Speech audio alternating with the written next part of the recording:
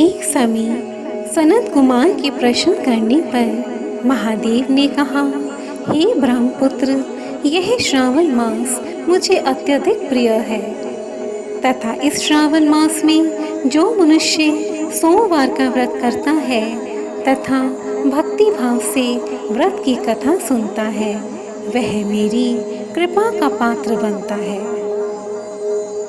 यदि आप 16 सोमवार का व्रत करना चाहते हैं तो श्रावण के सोमवार से आरंभ करना अति श्रेयस्कर है। तो आइए अब सुनते हैं सोमवार व्रत की पावन तथा सुंदर कथा। एक समय की बात है, किसी नगर में एक साहूकार रहता था। उसके घर में धन की कोई कमी नहीं थी, परंतु उसकी कोई संतान नहीं थी, अतः वह अत्यंत दुखी रहता था। वह परम शिव भक्त था तथा प्रत्येक सोमवार को श्रद्धा के साथ भगवान शिव का व्रत रखता था। उसकी भक्ति देखकर माता पार्वती प्रसन्न हुई तथा उन्होंने महादेव से उस साहूकार की मनोकामना पूर्ण करने का निवेदन किया। तब भगवान शिव ने कहा, हे पार्वती, हे देवी, इस संसार में प्रत्येक मनुष्य को उसके कर्मों का फल भोगना ही पड़ता है। इस साहूकार के भाग्य में संतान सुख नहीं है, परंतु माता पार्वती के आग्रह करने पर भगवान शिव ने साहूकार को पुत्र प्राप्ति का वर प्रदान किया, परंतु साथ ही साथ यह भी कहा, इस पुत्र की आयु केवल 12 वर्ष ही होगी। वह साहूकार भगवान शिव तथा माता पार्वती के इस वार्तालाप को सुन रहा था, अतः उसे इस बात की ना तो प्रसन्नता हुई ना ही दुख हुआ। वह तो पहले की भांति महादेव की पूजा तथा अर्चना करता रहा। कुछ समय पश्चात साहूकार के घर एक पुत्र का जन्म हुआ। जब वह पुत्र 11 वर्ष का हुआ तब साहूकार ने पुत्र के मामा को बुलाकर उसे बहुत सारा धन दिया तथा कहा कि तुम इस बालक को काशी विद्या प्राप्ति के लिए लेकर जाओ तथा मार्ग में उससे यज्ञ करवाना तथा ब्राह्मणों को भोजन करवाना। इस प्रकार दोनों मामा भांजे मार्ग में यज्ञ कराते हुए काशी की ओर चल पड़े।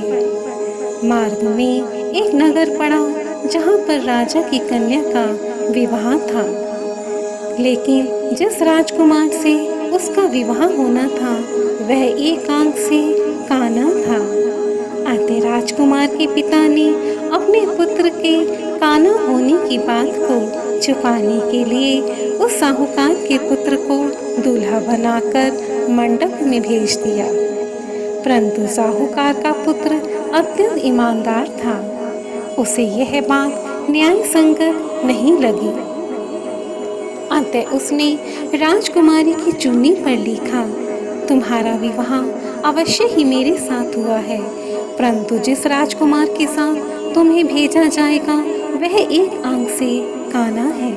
मैं तो विद्या प्राप्ति के लिए काशी जा रहा हूँ। जब राजकुमारी ने चुन्नी पर लिखी बातें पढ़ी तो उसने राजकुमार के साथ जाने से मना कर दिया।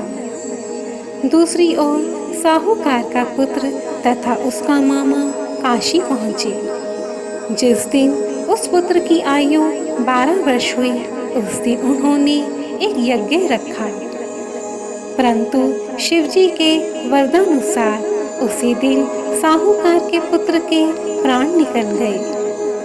मृत भांजे को देखकर मामा ने विलाप करना आरंभ कर दिया। संयोगवश उसी समय भगवान शिव तथा माता पार्वती उधर से जा रहे थे।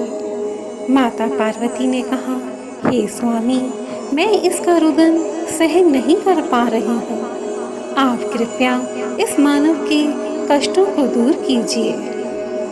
तब भगवान शिव ने कहा, हे देवी, इस साहूकार पुत्र की आयु केवल 12 वर्ष ही थी, परंतु मातृ भाव से विभोर माता पार्वती ने कहा, हे महादेव, कृपया आप इस पुत्र को जीवन दान दीजिए, अन्यथा इसके माता पिता इसके वियोग में तड़प तड़प कर मर जाएंगे।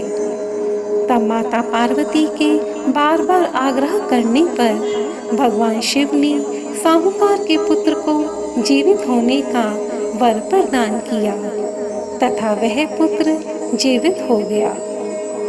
उसके पश्चात वे दोनों उसी नगर में पहुँचे जहाँ उसका विवाह संपन्न हुआ था।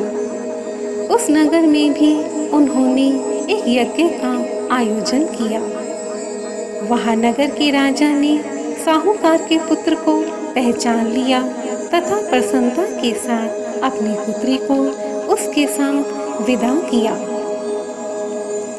उधर साहूकार तथा उसकी पत्नी भूखे प्यासे रहकर अपने पुत्र की प्रतीक्षा कर रहे थे, परंतु अपने पुत्र को जीवित देखकर वे अत्यंत प्रसन्न हुए।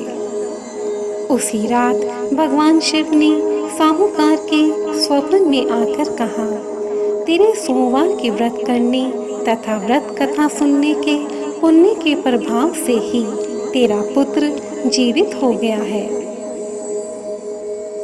अतः इस प्रकार जो मनुष्य सोमवार का व्रत करता है तथा कथा सुनता है, भगवान शिव उस पर कृपा अवश्य करते हैं।